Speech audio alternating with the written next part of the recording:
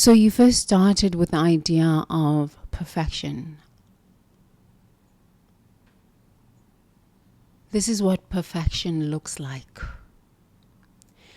And then I'd like you to just look at when perfection didn't work. And this idea of perfection didn't turn out the way you thought it was going to turn out. I'd like you to examine the shame,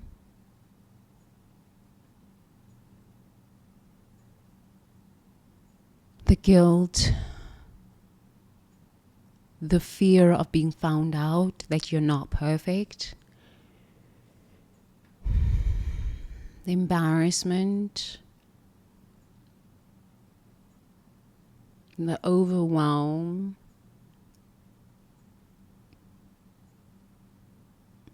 But more than anything, I'd like for you to examine the shame. The shame. Please make sure that you keep your eyes closed and keep breathing. The shame. And just sit with that.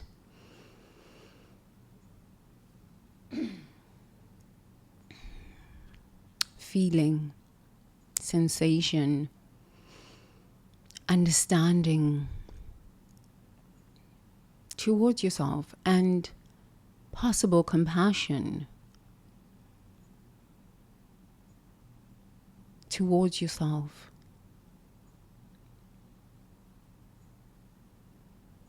For noticing how much pressure you put on yourself to be perfect.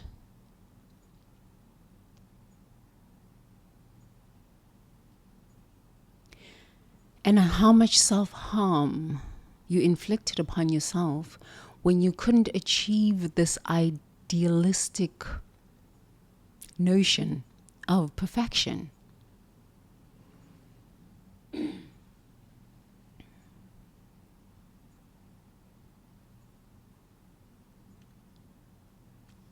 Just be with yourself in that moment.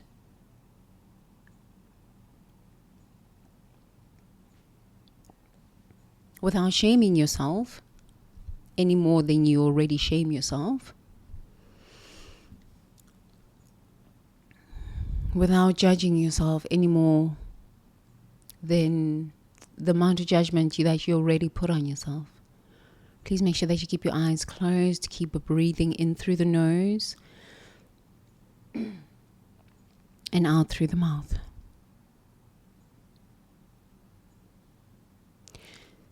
Just sit in that shame, that guilt, possible self-compassion, possible self-understanding, possible self-hatred. Whatever it is, just sit with it.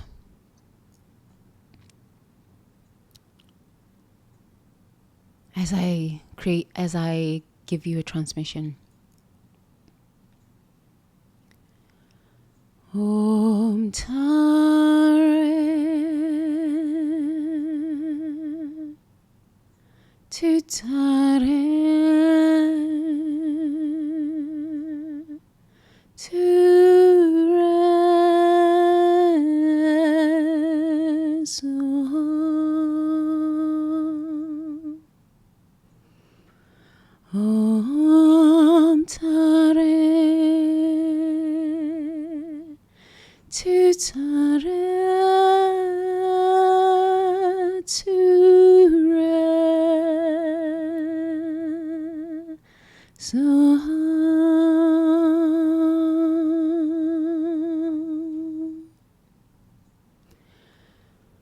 Om Tare Tutare Ture Soham.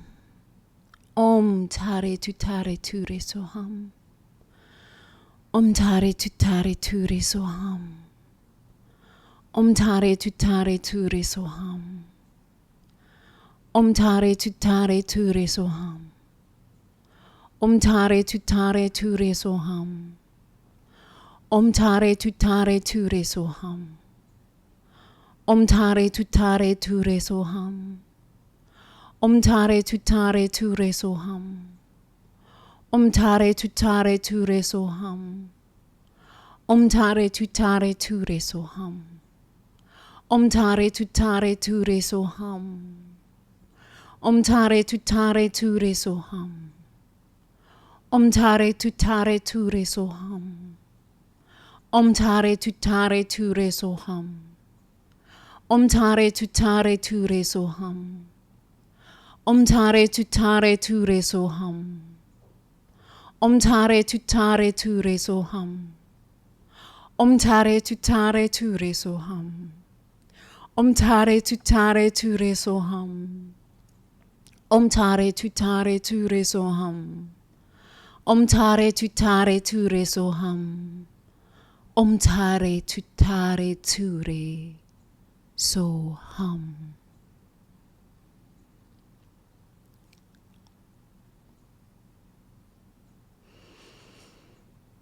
Inviting the loving compassion of Kuan Yin, Om Mani Padme Hum. Om Mani Padme Hum. Om Mani Padme Hum. Om Mani Padme Hum. Om Mani Padme Hum.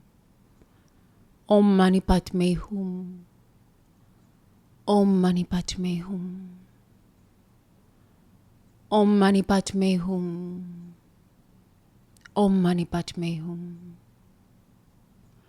Om Mani Padme Hum. Om Mani Padme Hum. Om Mani Padme Hum. Om Mani Padme Hum. Inviting the wisdom and love of Sekhmet with her fierce dedication to our spiritual practice and our spiritual devotional path to help us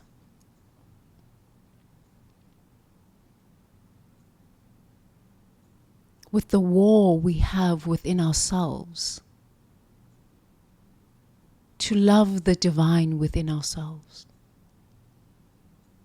to accept the divine within ourselves, so that we could release this idea of war within ourselves for the divine presence that we already are. Inviting Mother Mary and Mary Magdalene with such grace and compassion and such wisdom and such spiritual authority and leadership to teach us how to love divine presence within ourselves and to accept that divine presence as ourselves. Inviting Osset to help us heal the parts of ourselves that have abandoned ourselves because we believe we're not divine. We believe we are outside of divinity. Inviting Kalima to slay the heads of demons within our being, within our auric field, that keep us separate from our divinity, because we are not separate. We cannot be separate. We are the face of divinity. We are the face of love itself. So any parts of us that feel ashamed, we lovingly, with the help of Kuan Yin, bring them into integration with so much self-compassion, knowing that those parts of us just need our loving attention so that they can evolve and bring the gifts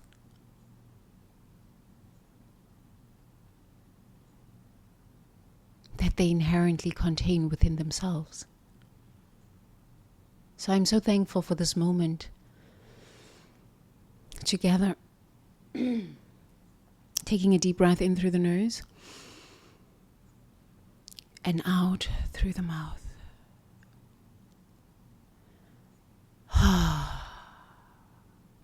Please just look at the part of you that feels ashamed for not being perfect.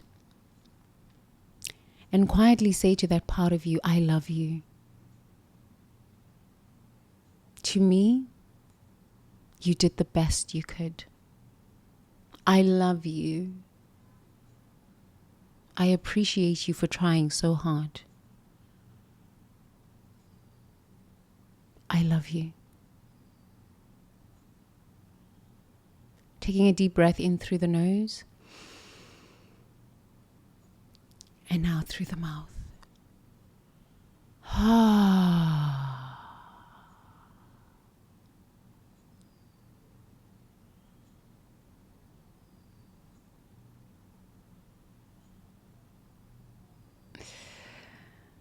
Good. Now please open up your eyes.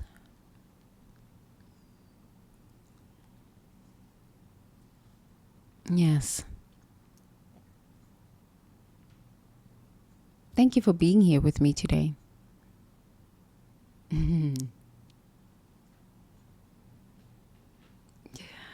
Shall we read?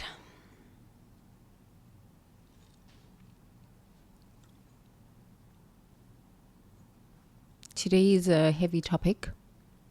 Heavy.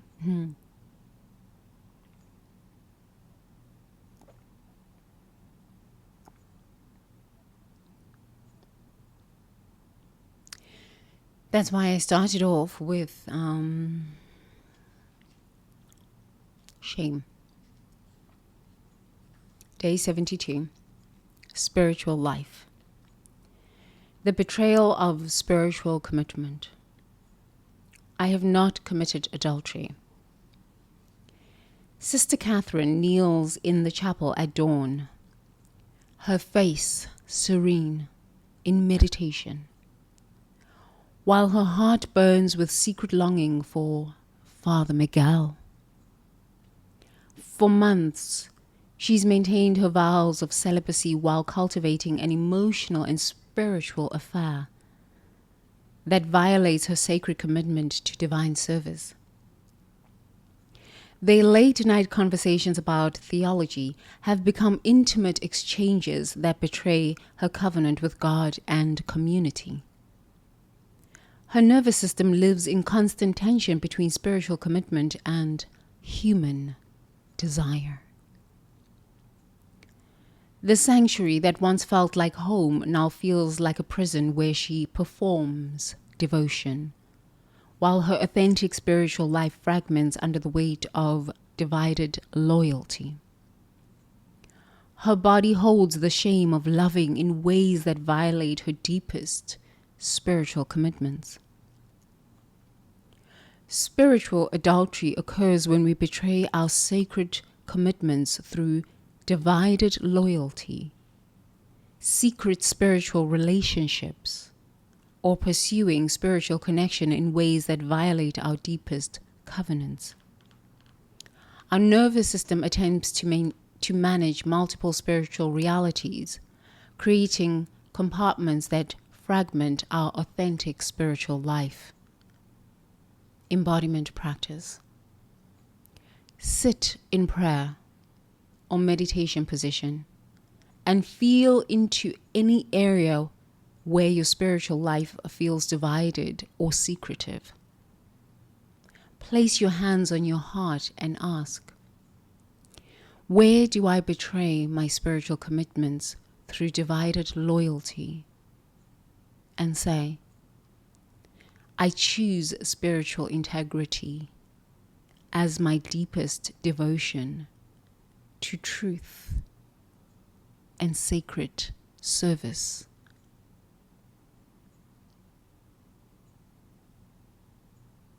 Okay. Let's read again. Sister Catherine kneels in the chapel at dawn, her face serene in meditation, while her heart burns with secret longing for Father Miguel. For months, she maintains her vows of celibacy while cultivating an emotional and spiritual affair that violates her sacred commitment to divine service.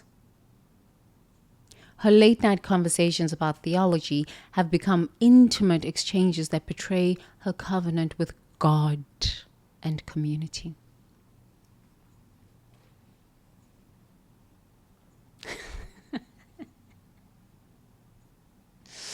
Okay. So let's have a conversation. Hold on. Let me have my coffee.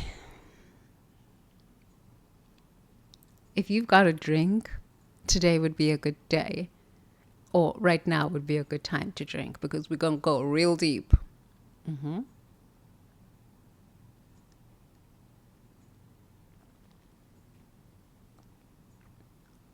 Okay. Let's have a conversation. Use me, Spirit, in the most loving, gentle, compassionate way. I am open and receptive. Thank you. Okay. All of us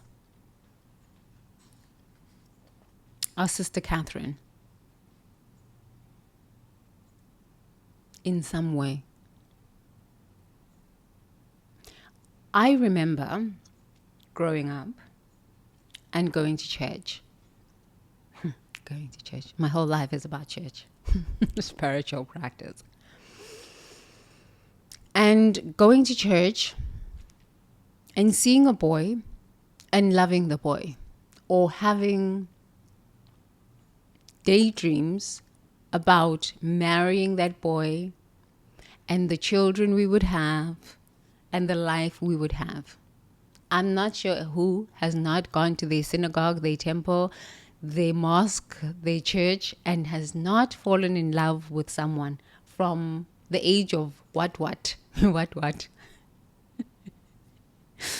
Maybe from the age of 5 until 40. Yes. All of us have participated in adultery.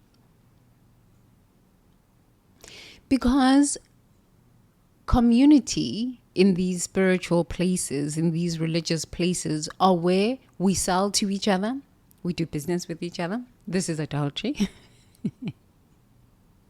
We learn emotional intelligence by scratching each other's eyes and, fighting during choir practice, during women's meeting, during men's meetings. Emotional intelligence. We learn communication. We learn to cook together. When I was going to church in South Africa, growing up, the mothers used to cook maybe once a quarter, maybe once a month sometimes. There would be celebrations at church. Maybe there's Heritage Day, and we would celebrate South African heritage and all the different tribes and cultures. And then the mothers would cook, they would come to church on Saturday and cook. And then Sunday, everybody would have lunch at church, all the different foods from the different tribes and the different cultures. During the cooking, people were fighting. People would look at each other like sideways. So we were learning how to communicate during that experience. So community and these churches and these places of spiritual practice are where we learn how to be human, are where we learn how to love, how to be in community, how to be love. I remember there were 2 boys that I liked at church. And if you think about it from this context of Sister Catherine, that means I would have committed spiritual adultery, because I was at church to pray and to expand my relationship with this idea of God consciousness. But if God is love, why can't I love at church? Why can't I love a boy at church? This is where people meet each other and marry each other. A lot of these churches where people meet each other and marry each other. But now, because we're not going to church anymore, we're meeting each other on Tinder and Bumble and all sorts of these places. Right? But before, we used to meet each other at these churches or at these synagogues, mosques, temples, places of worship. It becomes interesting when it is the nuns. When I was a nun, Mechi Tembi, Nun Tembi, there was a nun that disrobed because she had fallen in love with someone. And there's nothing inherently wrong with that. Honestly, I don't think there's anything inherently wrong with falling in love. The adultery and the violation or the misalignment of sacred law is when you continue on a path that you know is no longer for you. So if you know that you have fallen in love and you had previously made a commitment to being a nun or to being a monk or to being a preacher and a pastor, at least preachers and pastors can get married, which I think is somewhat healthy. It is healthy, okay?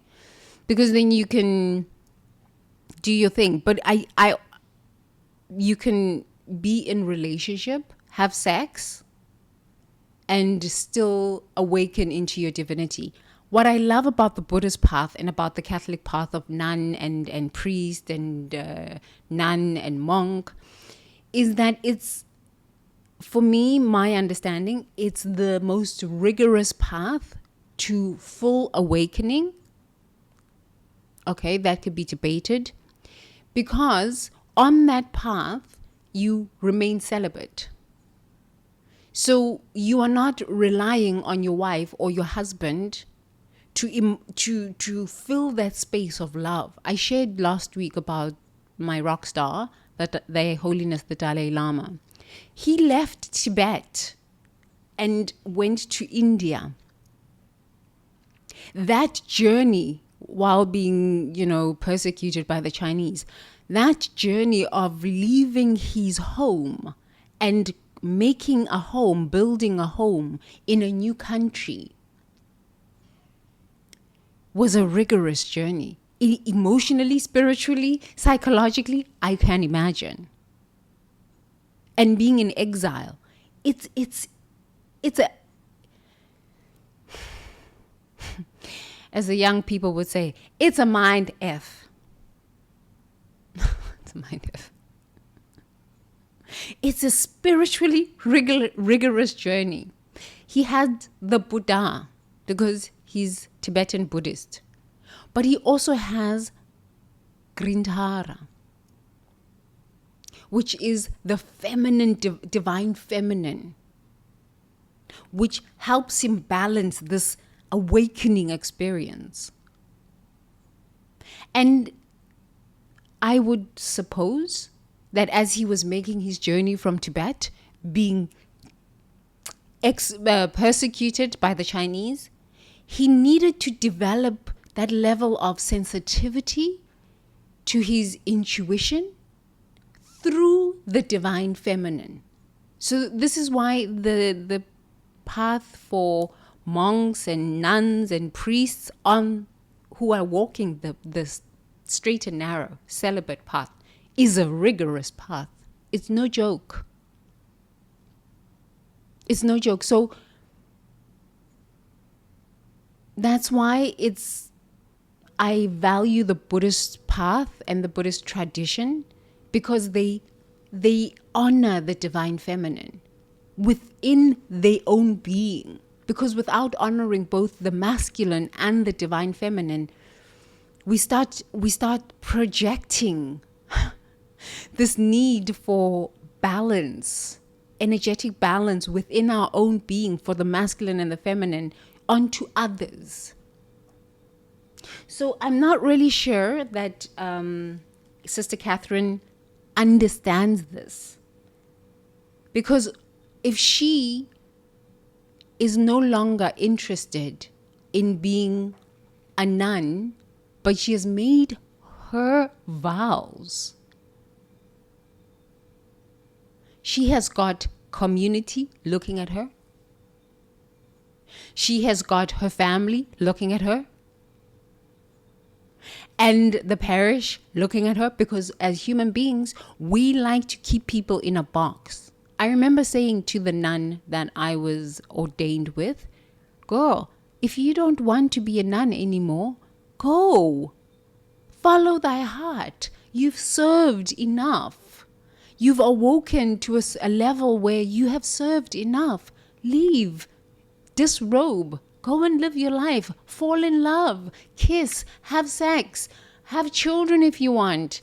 Go on vacation. Wear short skirts. Go to the beach. She had never been to the beach. She had never worn a swimsuit. And I was like, do whatever you want. But programming and social expectation and family expectation and the vows we take keep us in a box. I think that's why people don't understand me. And I am a little bit of an alien to most people. I don't live in a box. I will never live in a box. I won't. Nobody can put me in a box. Why? I've shared with people that I've been a nun, and they're like, but you're married. How could you be a nun? I say, I am whatever I want to be. I've been walking this path for so long, 19 years. By the time I decided to ordain as a nun, it was my celebration and my graduation. Like, oh my God, I finally made it. You can be whatever you want. If you have made commitments to serving divinity as a nun, as a monk, or, a priest, and you come to a point in your life where you're like, this no longer serves me. I've grown enough. I've enjoyed my time enough of service. You can say to yourself, I'm done with this. Thank you very much. I disrobe. But the problem is we are afraid of people who are going to shame us. But I don't understand. You said you were a nun. Why are you now not wanting to be a nun? Because I've chosen not to be a nun anymore? Why is it your problem? How about you worry about your business? But what? Why are we in other people's businesses when we should be looking at our own businesses, our own shames? This is why I started today with this idea of let us look at our shame. And this idea of perfection.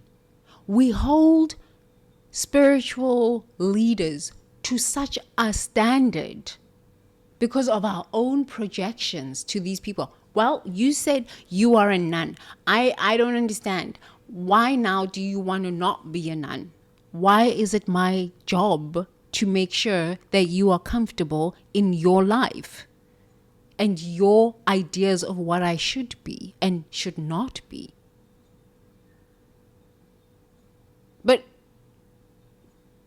But when you start asking human beings these kinds of questions, you see that they'd never even thought of this idea.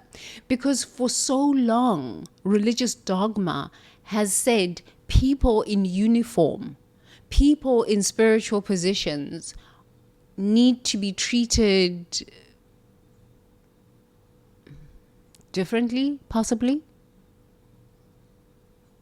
Yes, they do need to be respected because of their spiritual walk. That is a rigorous path. But they are still human. They live in a human body. Their spirit still can choose different and say, you know what, I have had my fun. I have learned what I needed to learn. I take with me what I have mastered within me through my spiritual practice into the next evolutionary journey of my life experience, but I can change my mind. I met quite a few monks, disrobed monks in India, and they were sharing their path. You know, they're like, you know, I started as a monk very, very young, and then I decided to disrobe. And I said, how was your transition back into they call it lay life, normal life? They're like, it was very difficult because people know you as this, and then all of a sudden when you decide not to, they say you're fake. How am I fake? Because I decided to change my mind. A fake nun, fake monk, fake priest. How is it that somebody is not allowed to change their minds? Because we project this idea of perfection onto others because we cannot find the perfection within ourselves. Because we are filled with shame for the parts of us that are imperfect, especially when it comes to sexuality. If Sister Catherine now has got feelings, is she not human? Can she not change her mind one day and say, you know what, I really want to have sex. I want to enjoy this body of mine. And I want to have sex. I want to enjoy having sex. I'm sorry, I got to disrobe. I got to go have sex and just live out my sexual experiences. Why is it only you people who come to church or the parish or your temples can enjoy the experience of sex, and when Sister Catherine now decides, no, I don't want to be a nun anymore and live in celibacy, I want to now go and enjoy sex, you want to judge her? Let's ask these questions. Because you haven't come into wholeness and acceptance of the sacredness of your own sexuality.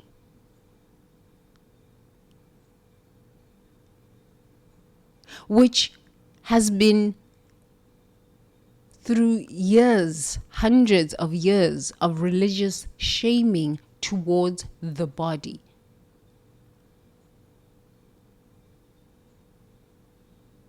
There is such a huge energy around sex and religion. It is so bizarre. But you have a body. And you have sexual organs. Why the shame? It is the shame that creates the traumas, the sexual traumas in religion and spiritual organizations. It is this idea of I need to be perfect, which you don't even know what perfection is. So not you, but we are seeing a lot of spiritual people, spiritual leaders, even political leaders who are being exposed for their sexual escapades. And it's like scandal after scandal after scandal after scandal. Why? Because we're dealing with 2 to 5 year olds who haven't even begun to understand their own sexual organs, number one. And number two, the sacredness of sex and the power of the creative force of sexual energy. This is humans, 2 to 5 years old. Sex is still like, oh, did you hear? What is wrong with having sex? What is wrong with Sister Catherine going, I no longer want to be a nun. I want to wear short skirts and a bikini and go to the beach and kiss a boy. What is wrong with this? I remember when I was having a conversation with the nun, and just the idea of me wearing pink eyelashes, and was like, you can't do that. I said, why can't I do that? The idea of me dancing. She was like, you can't do that. I'm like, why? Why can't I dance? What is wrong with this? Is my body. Energy is moving in my body. God is alive in my body. Divinity is all that I am. And as I move my body temple, God is going, yes, cosmic orgasm. I remember the face. It was kind of like I had killed someone.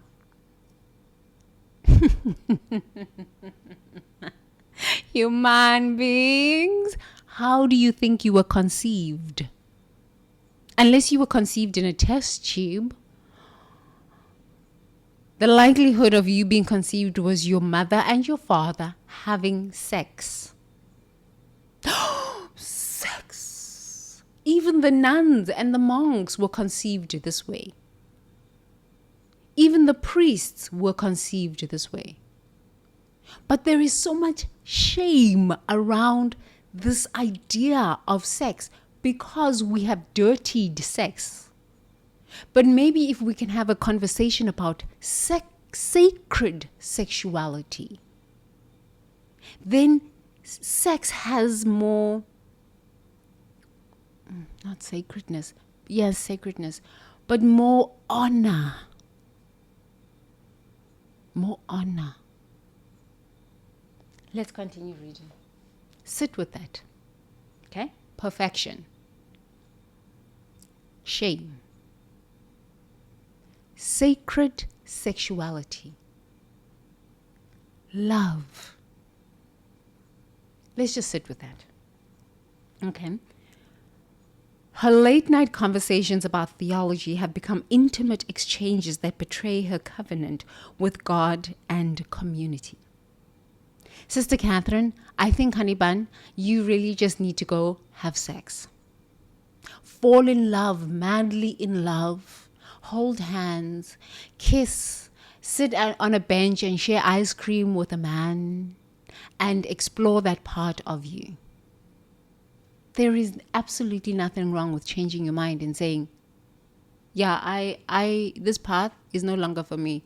I want to grow in a different area of my life. As you notice, we focus on 5 areas of our lives: our spirituality, our relationships, our finances, our mental health, and our physical body. So sometimes you can start off in the spiritual sphere and master it, and be so devoted to your spiritual sphere that you are underdeveloped in the other areas of your life. And then maybe the call of your spirit will say, maybe it's time for you to go get developed in another area of your life. It doesn't mean that you completely abandon your spiritual practice and become a hoe. It just means you are aware. Wow, I learned a lot about my spiritual practice, about God, about sacred service, about sacred community. Now maybe I want to go learn and explore about my body. And in exploring body and relationship and finances, I am going to explore sacred sexuality. Love expressed through relationship without shame. What a novel concept. What a novel concept. Okay. Her nervous system lives in constant tension between spiritual commitment and human desire. You are a spiritual being having a spiritual experience in a human body. In a human body. And I think this is why religion is collapsing. Organized religion is collapsing. I'm not saying that it might collapse in the next 2 years, 10 years, 20 years. It's slowly the idea, the story. We are emerging into sacred spiritual practice where we honor our body, We honor our brain and our mind. We honor our emotions. We honor our journey here on planet Earth. We do not disengage from the body because we're waiting to go to a heaven someday, somewhere. So, I'm just going to disengage from my body. My body's a sin. My body, like, what the fuck? Your soul created your body for you to explore and be in love with this body. This body brings life. This body is the presence of divinity itself. How could you disconnect the body with the brain and the mind, waiting one day to go to this heavenly place? Maybe you die and you remain here and you're in a hell realm, but you're still in the body, are you not?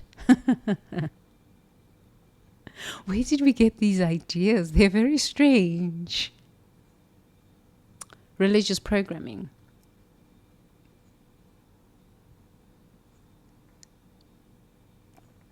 It's been many, many, many centuries of religious programming. And we've all tried to be perfect in front of divinity. And yet divinity is just saying to itself, as you, please listen, please hear, to itself as you, I created you, I love you. I created you, I love you as you are on this amazing journey of discovering yourself as me. I cannot know myself but through you exploring and discovering yourself. This is how I get to know myself. This is how I get to experience sacred union, sacred sexuality. What do we think God is? Some man in the sky with a long beard handing out Christmas presents? But these are the ideas that have been indoctrinated into us for many, many, many, many, many, many, many years. So the idea of sacred sexuality, the idea of loving your body and being in your body and knowing that your body is the presence of divinity is like, wow, prostitute, witch.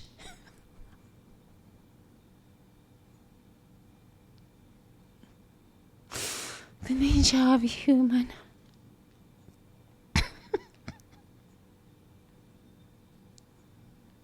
The nature of human. We are very young. Our consciousness is very, very young on this planet. 2 years. I think some souls are not even 2 years old. They're like still in diapers, yet they're having children. They are having sex, yet their consciousness is still diaper consciousness. And they are having sex and bringing children into this world. How did you bring this child that is your child? Yet your consciousness cannot even fathom the idea of sacred sexuality. What are you doing bringing children into this world? It's amazing. It's amazing. But here we are. Human desire. Let's start like this. When you understand that you are the presence of divinity, love itself, human desire is no longer filth. It is elevated to a state of, I am a spiritual being. God cannot experience itself but through and as me. So the desires of my heart are the desires of God consciousness seeking to express themselves as life through and as me. The desire for my body to move, the desire for my body to dance, the desire for my body to experience ecstasy is the universe, is this idea called God, is energy just moving through and as me as love. as joy, as bliss, as all good. As all good. When you live from that perspective, you can say, okay, thank you very much. I have enjoyed my time in developing my spiritual body, my spiritual sphere of life. I can take that journey, the learning, the growth, the experience, the evolution I have experienced as dedicated to my spiritual practice, whether you were a nun or not. Maybe you're a devout Christian or devout Catholic, devout Buddhist, and take all of that learning and all of that growth and then use not the rules, but the alignment, let's say alignment with life and the knowledge of that alignment with life, right? So let's say for Sister Catherine, celibacy. She's going to learn, what she learned from celibacy is honoring the sacred body temple. So even when she's dating and she decides to leave the parish and no longer be a nun anymore, she's not going to go and give herself away to any random man and get diseases, because she understands inherently that her body is sacred. But now that she's having these feelings, oh, Father Miguel, oh, darling, oh, sexiness, oh, daddy, she needs to get out. She needs to get out and honor that divinity is now awakening through her as that level of I need to express myself sexually now.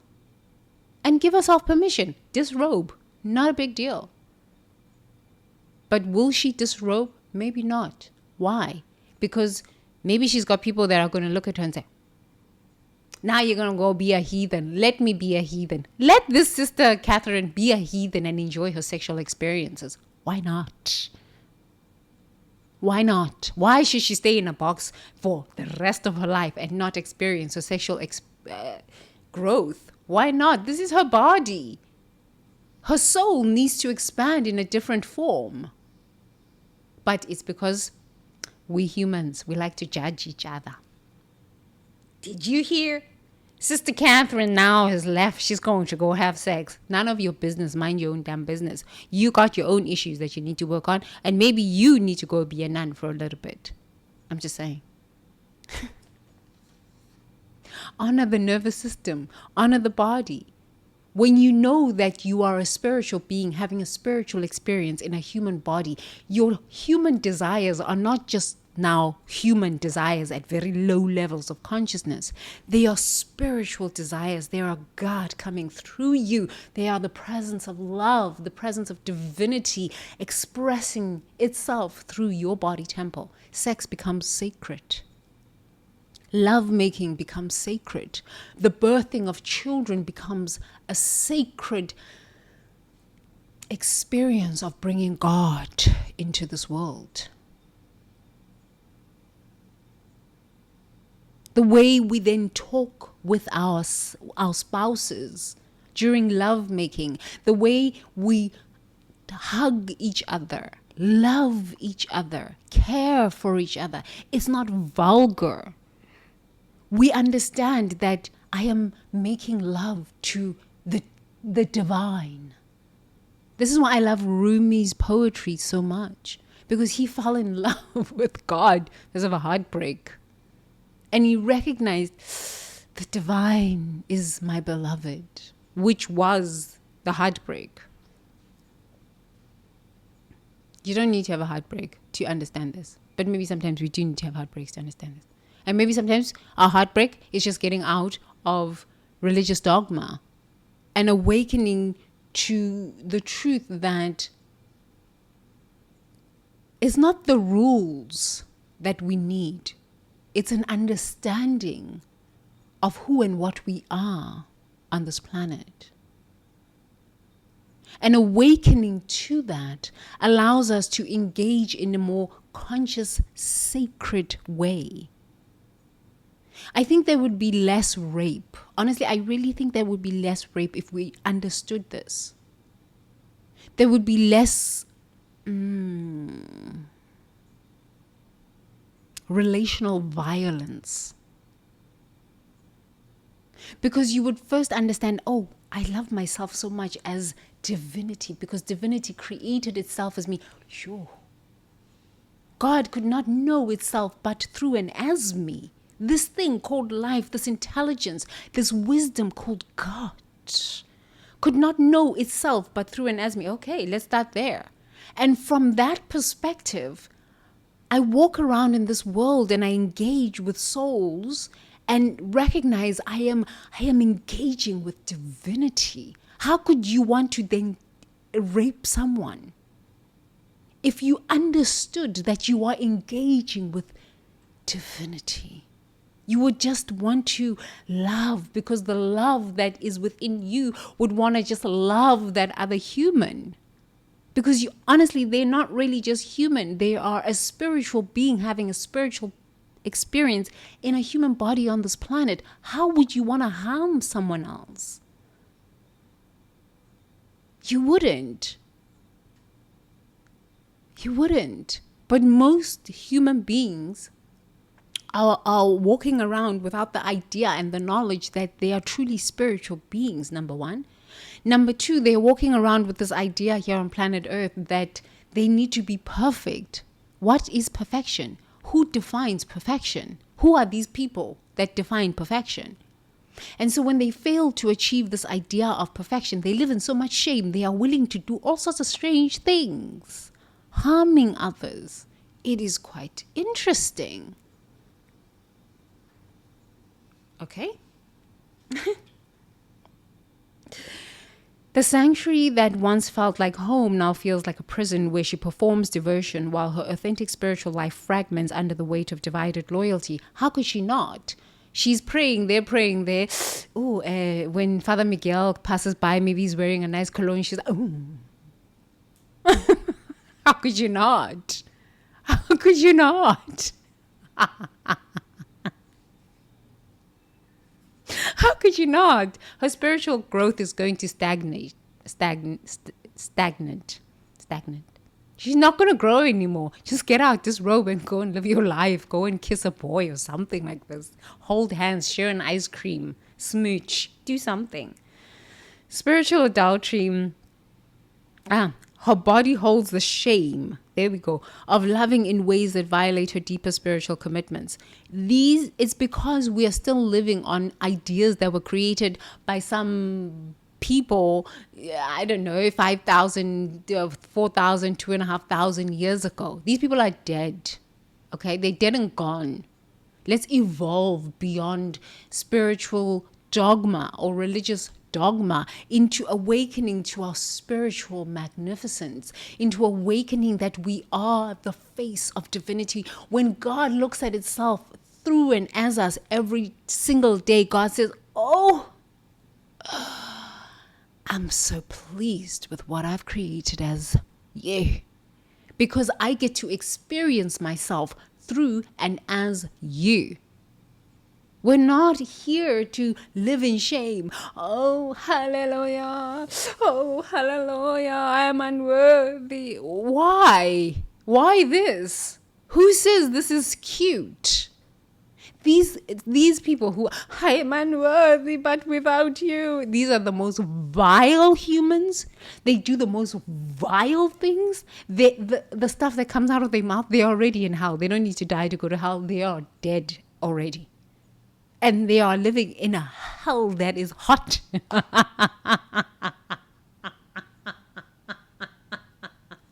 Human being, forgive yourself and get out of this ignorance. You are the face of divinity. And when God looks at itself as you, God says, oh, so pleased. So very pleased with what I've created.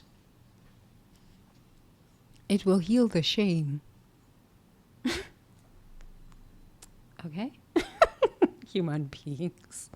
The nature of human. Spiritual adultery occurs when we betray our sacred commitments through divided loyalty.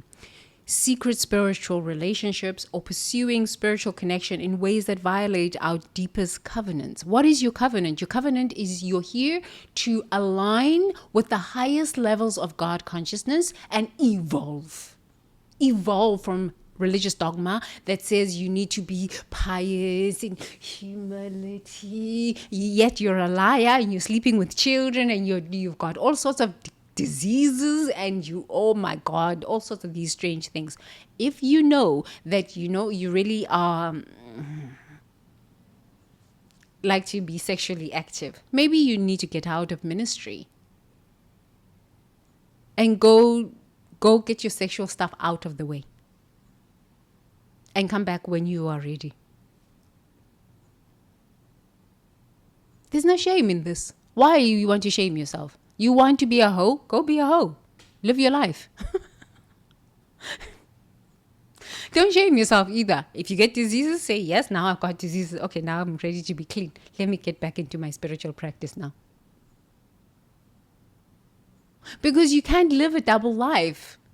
It becomes you start fragmenting here. I'm spiritual, and you're all there on Instagram, spiritual on Instagram, but you're a high. It doesn't make sense. You start fragmenting.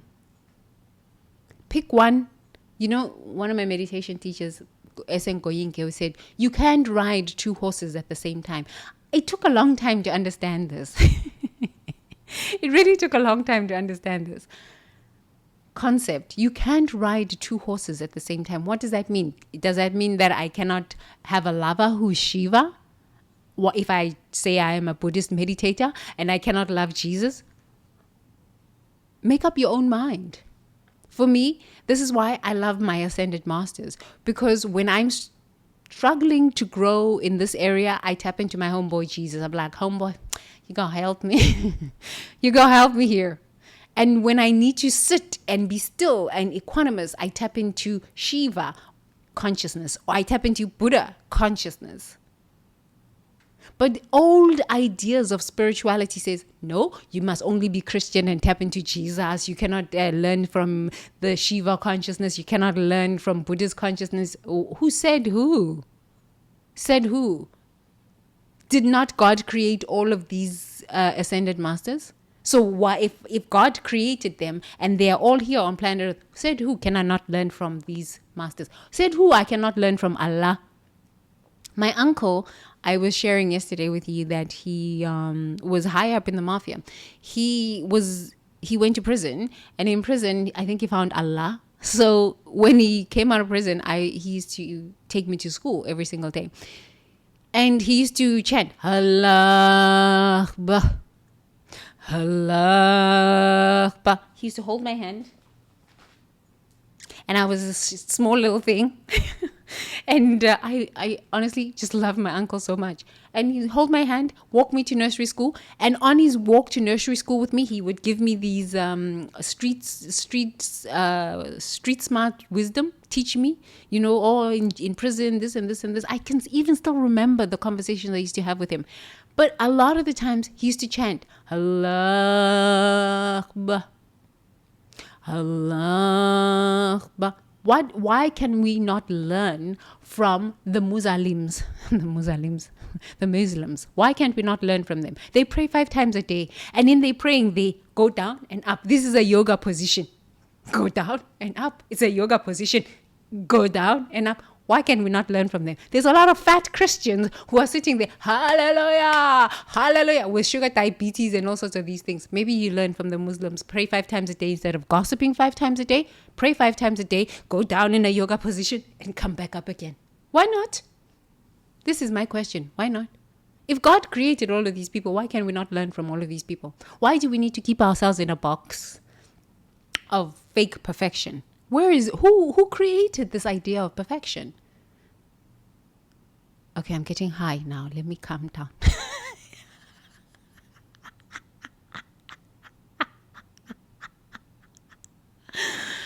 Laugh at yourself, human being. Laugh at the madness that you put yourself into, thinking that you are being perfect for God. God woke up this morning and said, God doesn't sleep. But okay, let's say as human beings, God sleeps. God looks at itself and says, I love you. I am love. I created you from love. And until we start to understand that this life experience is for us to awaken to the love that we are, awaken to the divinity that we are, we keep harming each other for this idea of perfection. Oh, you're Muslim. I can't be with you. I can't be friends with you. I can't do business with you. I can't love you because you're Muslim. Why not? I learned from the Muslim. Allah Akbar. Go down. Yoga pose. Come back up. Yoga pose. Allah Akbar. I learned from the Hindu people. I learned from the Christian people. I learned from the Sufi people. I learned from the Buddhist people. Why not? Why not? We all can learn from each other because we are all here on planet Earth.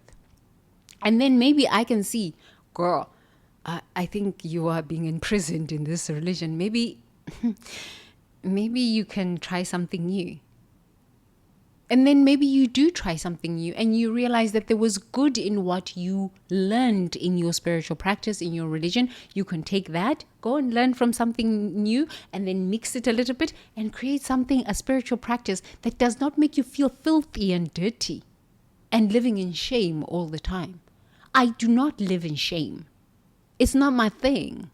I will tell you that Shiva is my lover. When I go to Shiva, I'm like, oh, Shiva, my lover, with his abs and his just equanimous statue. And when I'm dancing with Shiva, I don't have a problem. That energy coming through and as me, I'm like, yeah, Shiva.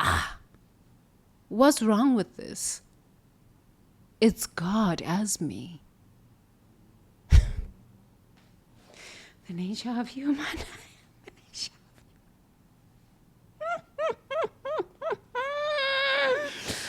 Okay, human beings. Embodiment practice. Sit in prayer or meditation position and feel into any areas where your spiritual life feels divided or secretive. Place your hands on your heart and ask, where do I betray my spiritual commitments through divided loyalty? Divided loyalty. Divided loyalty, in my perspective, is I am dividing my human experience from my spiritual walk. That is truly what divided loyalty means to me. It is not that I can learn from the Buddhists, I can learn from the Kamaic way, I can learn from the Christian people, I can learn from the Hindu people, I can learn from the Sufis, I can learn from the Muslims. That's not divided loyalty for me. That is embracing God consciousness as the whole. Hear me. Listen. That is not divided loyalty for me. That is embracing God consciousness as the whole. Divided loyalty is, in my perspective, not understanding that my human experience, my body desires, my journey here on planet Earth is a spiritual experience. And the only way you are divided is when you do not know that you are inherently a spiritual being having a spiritual experience in a human body. This is how you become divided. This is why we have so many wars. My God is bigger than your God. Said who? Who is this God? Honestly, who is this God? There is only one presence, one power, one life. Whether that presence showed up as Allah, Buddha, consciousness, Yeshua, consciousness, Christ, consciousness, Kamaic, consciousness, it is still from the one source that is what? Love. So the division is not in knowing yourself. Cannot ride two horses at the same time. Well, when I'm in my human state, I'm hoeing there. But when I'm in my God state, hallelujah, hallelujah, and we're judging people. Okay. But you do the same things. This is the division. And it's this idea that we need to be perfect. Who said what is perfect? Even these holy books were written by whom? By whom? By whom? If your holy book says you must hate another person, another religion, another spiritual practice, I'm not really sure what. It's either you reading it wrong or your interpretation of it is wrong, because I'm not sure what kind of God would write a holy book or would send their Messiah or their teacher, Christ consciousness, Buddha consciousness, Yeshu, Christ consciousness, Buddha consciousness, Lord Shiva consciousness, which is Hinduism consciousness, to say to these consciousness, Islam, fight. What kind of a God would this be? Fight. No. Love. Embrace divinity as you, as me, as love. Embrace divinity as you, as me, as love. We wouldn't have all of these wars if we truly understood this. Because why would you want to harm love? Why would you want to judge love? It makes no sense. Makes no sense. Okay, human being.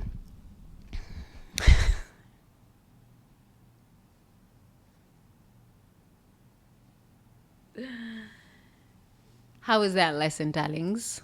Sugar plum fairies, how was that lesson? Sit with that for a bit.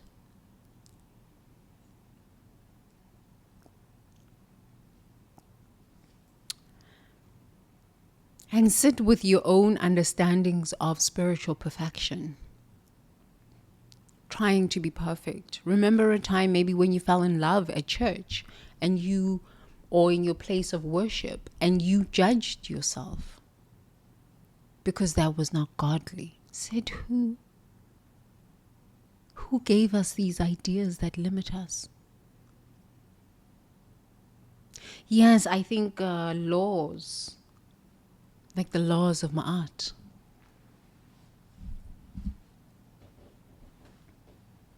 The 10 Commandments were given as guidelines for us to be able to evolve into a higher version of our own truth, of the truth. But even that is like, okay.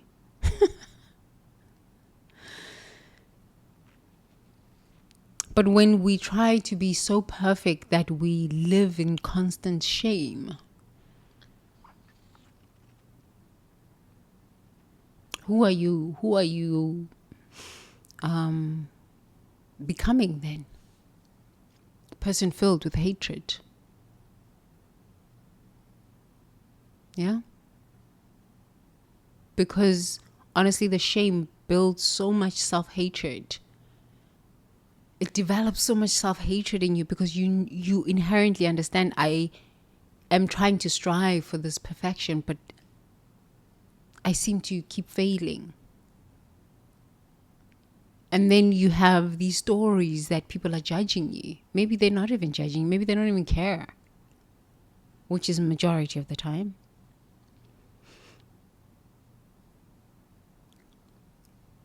So I would like for us to just gently close our eyes, taking a deep breath in through the nose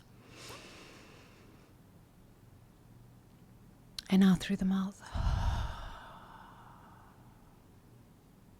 And let's just sit with what we heard. It might be shocking.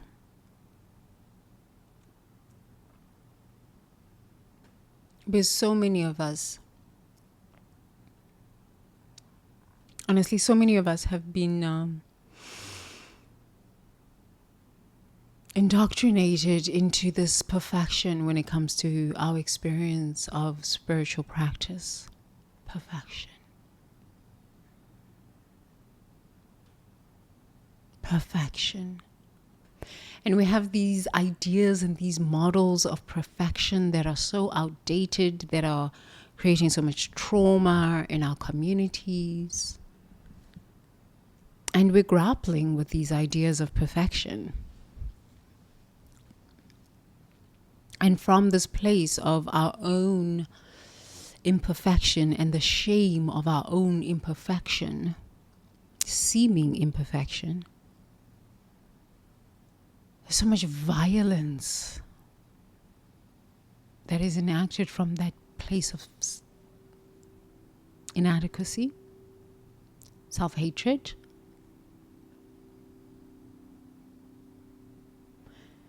And what I'm inviting us to surrender to today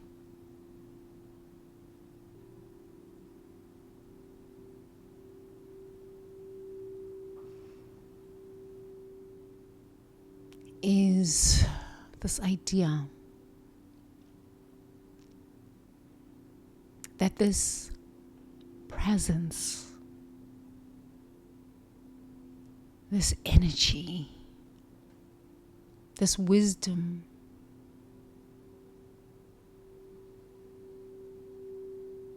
that maybe you call God, maybe you call the universe, maybe you call source, maybe you call it the field, this thing inherently is love. Maybe we can just give ourselves 10 minutes to contemplate that this thing is love. This thing that we call God is love. And maybe it loved itself so much, that it said, I want to experience this love. And so I am going to create all of these beautiful beings on planet Earth so that I can experience love. Because if you think about it, when you first loved a boy or a girl at church, when you felt that sensation within you of love, you wanted to share it with that person, right? So maybe this idea called God is truly love, because you respond in a loving way when you meet someone, or when you first met someone who you had a crush on. You felt like you wanted to share the love that was in you with that person. Maybe it worked out, maybe it didn't work out. It's okay. But from that understanding, we can truly understand where we come from. Love. So God loved itself so much that it said, wow, I want to create more of love. I want to experience more of love. So there you came. And you expressed the same kind of love. But somewhere along the line, along the way, you believed that love had to be perfect. You believed you had to be perfect.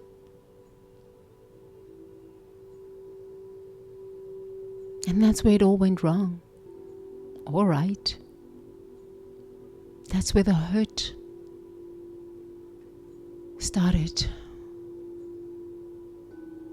That's where the war within.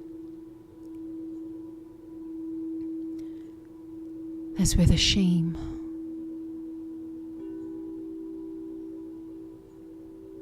So in this moment, I would like for us to just take a deep breath in through our nose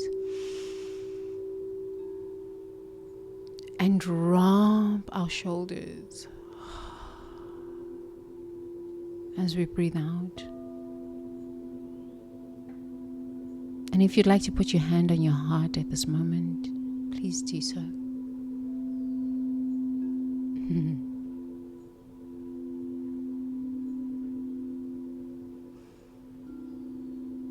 And you can just remember that you come from love.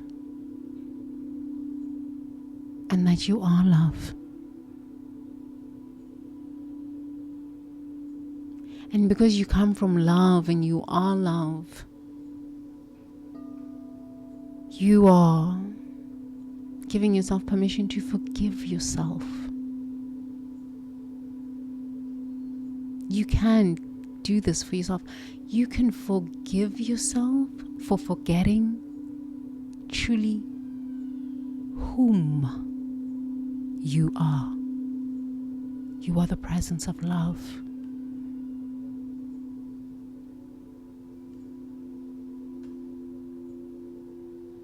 So if you'd like to repeat after me, please do so by saying, I love myself.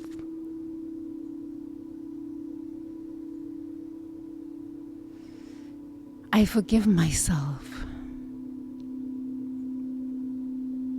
for imprisoning my mind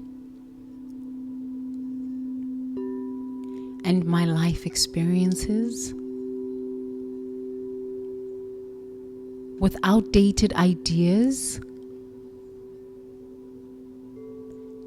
that keep me judging myself and keep me in shame. I love myself. I love myself. I honor myself.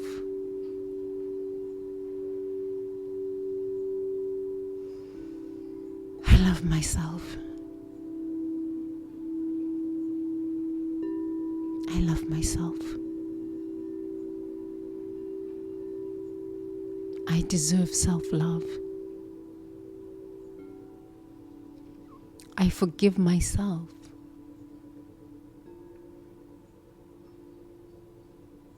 For judging myself.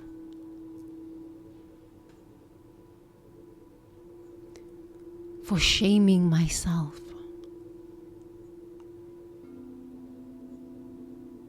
I love myself.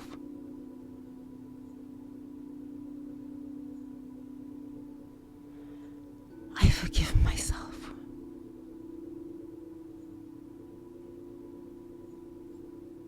I forgive myself.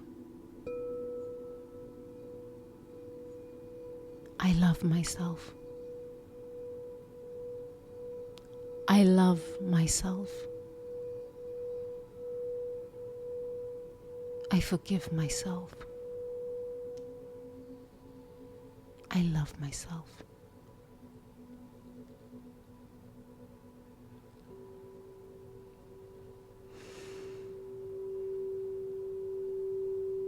Let's take a deep breath in through the nose and out through the mouth.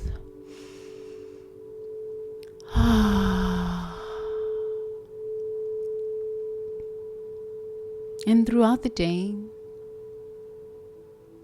throughout this week, anytime there is a thought or a sensation or a memory that seeks to make you judge yourself for your spiritual journey,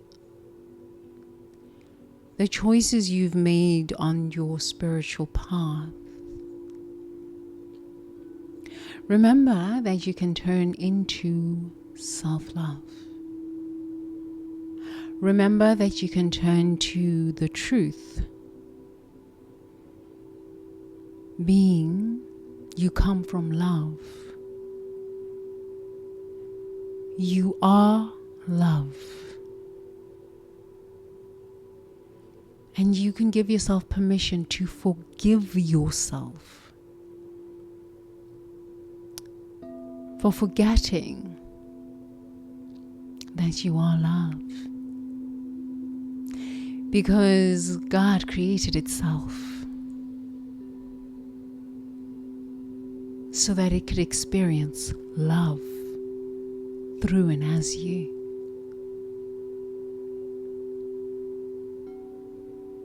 There is a potential in the quantum field of love, and you come from that.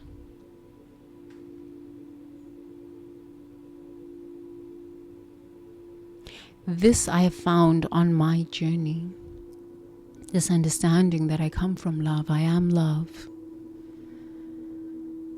has been the healing balm for my own self, for my own judgment towards my spiritual understanding of who I am and my own growth spiritually. It truly has allowed me to be the woman I am today and embrace the whole, and fall madly in love with my lover Shiva and have no shame, and be in communion with Yeshua as my homeboy, my big brother, and be in devotion to Buddha consciousness,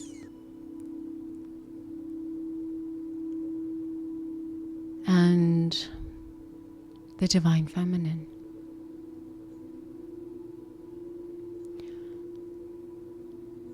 I invite you to that same awakening within you with ease and gentleness.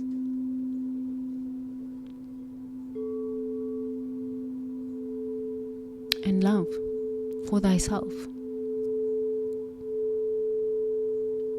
And throughout your walk, when you meet someone who is Muslim, be curious. With love. When you meet someone who is Hindu, be curious. When you meet someone who is Christian and you're Buddhist, be curious. From that curiosity, you will find that from love we originate. And we're all just trying to remember the love that we are. And what a beautiful world we can keep birthing on a daily basis when we truly remember that from love we come. And in love we remain. And everything that we're doing here on this planet is to remember that from love we come. And it is our mandate to remain in love and express that love. So, let's take a deep breath in through the nose and out through the mouth. In through the nose and out through the mouth.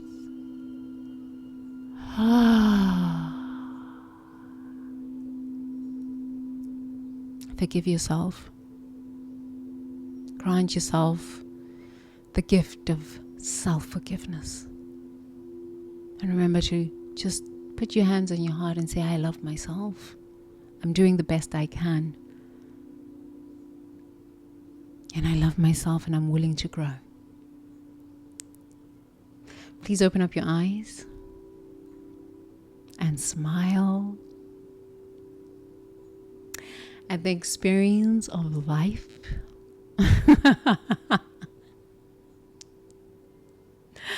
And laugh at the silliness of it all and how seriously we take it.